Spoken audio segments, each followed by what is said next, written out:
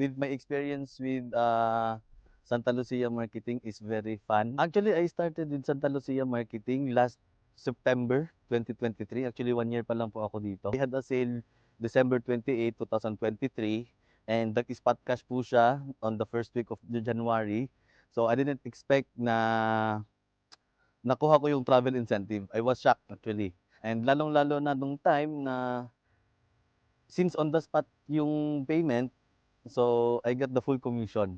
Number one, the basic needs sa family ko. So, as a breadwinner, alam naman natin, hindi natin kaya mag-isa, di ba? So, kailangan natin ng opportunity and grabe yung nabigay sa akin na mga opportunity. Ng mga sales person na gustong mag-try in this kind of industry, it's a good start to have Santa Lucia in your journey. Ako si Adrian Benz Naig, isang salesperson, proud to be an accredited sales partner of Santa Lucia Marketing. Join us and be the next champion sales partner.